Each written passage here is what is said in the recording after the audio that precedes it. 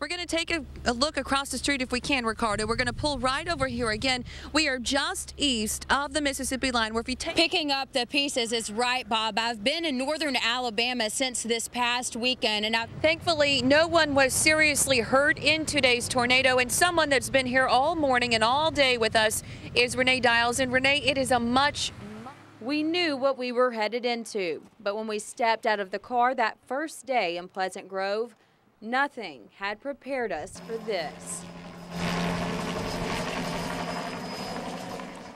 Photojournalist Riccardo Montgomery and I started walking through the ravaged neighborhood. Power lines were everywhere, and several people told me to watch where I stepped. A local firefighter came up to me and told me about a fellow firefighter and his family that were sucked from their home and thrown 30 to 40 yards in the storm. I will never forget the Stewart family.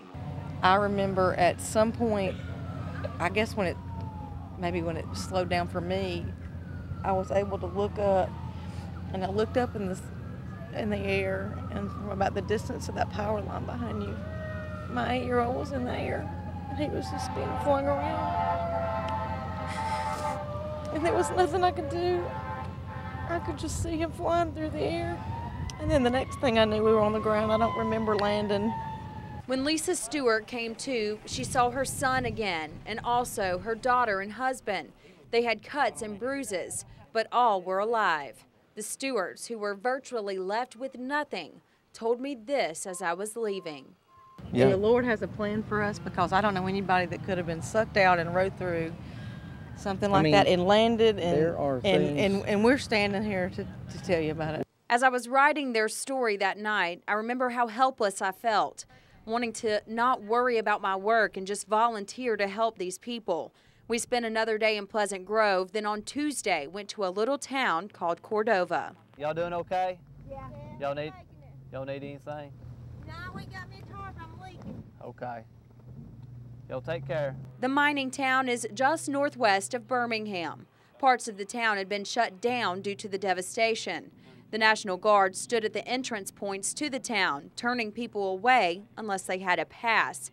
We met Police Chief Kenneth Bobo, who told us to hop in his car, that he would personally take us on a tour. It hasn't sunk in yet. We've been working so long. We've been working nonstop since Wednesday, and it's the only way you can, if you stop and, your emotions get to you. Bobo drove us by the police station and fire station that were both hit. The only thing left downtown was the vault inside the local bank. Bobo said he had never experienced anything like this, but he was quick to say he wasn't giving up. Just pick up and keep on going, because we have to. We have to rebuild, and, it's my responsibility to get this place back going like it was before. And, we're going to do whatever it takes to get there. Bobo said one of the hardest things to do was call families. The town had 4 fatalities. We checked back in with Bobo later in the week, and he did have some good news. Power had been restored for those who were able to receive it. Wednesday marked the 1-week anniversary of the nightmare. We spent the day in Tuscaloosa. As we pulled into town, the first thing we noticed was the amount of law enforcement. Searches were still being conducted for missing people. Through it all, though, the people stay positive. Doug Thigpen is a lifelong resident. I asked him what he hoped to see in the upcoming weeks. It's no hoping. I'm going to see recovery. We're going to come back stronger than we ever were. And that's the attitude from most people I've come across while covering this. There's complete devastation, lives lost, and people who have nothing except hope. That hope is going to be needed because although it has been rough so far, there's still a long road ahead.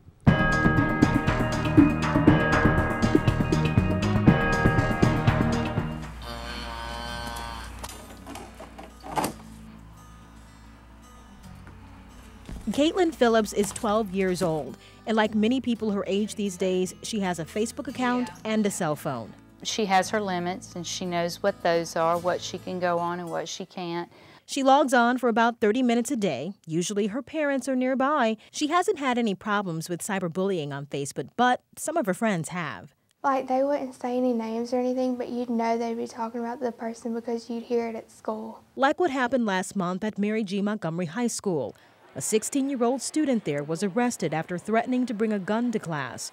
That threat of violence came from this so-called burn page on Facebook.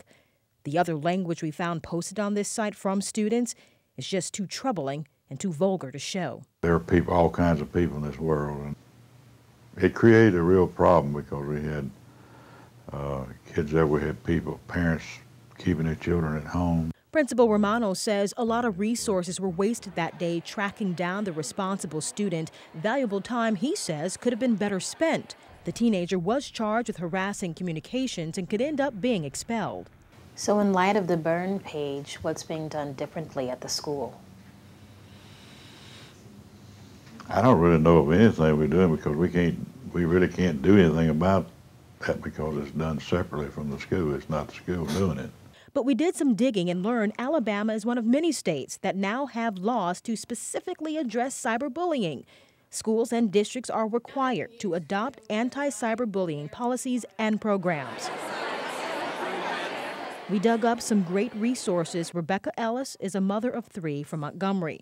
She says parents must educate their children about the hidden dangers of technology. It's knowledge she gained after the death of her son. At age 13, Cole Ellis was an all-American boy, a straight-A student, a talent athlete at Trinity Presbyterian School. But just shy of his 14th birthday, Cole committed suicide because of an alleged sexting incident. Rebecca is sharing her story in hopes of keeping other families from experiencing the pain. Her message to parents, don't overreact. She tells the kids, please remember, it's never as bad as you think. Digital messages like texts, emails, and photos can stay on the web forever. Most kids don't realize that until it comes back to haunt them. So the race is on to educate. One of the biggest problems is sexting, or the act of sending sexually explicit pictures using cell phones or computers. In a recent survey by the National Campaign to Prevent Teen and Unplanned Pregnancy, researchers found 48% of teenagers have received sex messages and 38% admitted to sending them. How many of you have a profile page? Facebook, MySpace? Okay. Gwen Smith is a prevention coordinator with the Care House. She travels to schools like Robertsdale Elementary every month, teaching students how easy it is to misuse technology and the consequences of doing so. If they take that picture, they produce child pornography. If they send it to a friend, they transmitted child pornography. If they have it on their cell phone, they're in possession of child pornography. Any questions? Smith handles the students, and Tommy Loftus talks to the parents. Loftus works with the Justice Department. This forum at Bayside Academy is one of many he puts on throughout the year. Sometimes we forget that we can let the wolf in the door by just letting them take that laptop into their bedroom and access the internet. Loftus says parents need to have a conversation with their kids, find out if they have a social networking account, and get the password.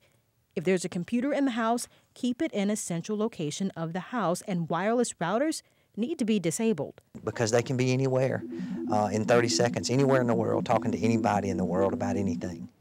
According to the National Crime Prevention Center, 60% of teenagers have received an email or an instant message from a stranger, and over 40% have reported being bullied online. But get this, only 15% of parents are in the know about their kids' social networking habits. And while schools have adopted anti-cyberbullying policies, there appears to be little guidance on how to implement them. The U.S. Department of Education is expected to release more information this spring. In the meantime, parents like Caitlin's mom have to stay on guard. Kathy Phillips says she is heeding that message. Every now and then, she gets a hold of her daughter's cell phone and checks out the texts and pictures. She also makes Caitlin runs through her Facebook friends and explains how she knows that person. If she can't, they come off the list.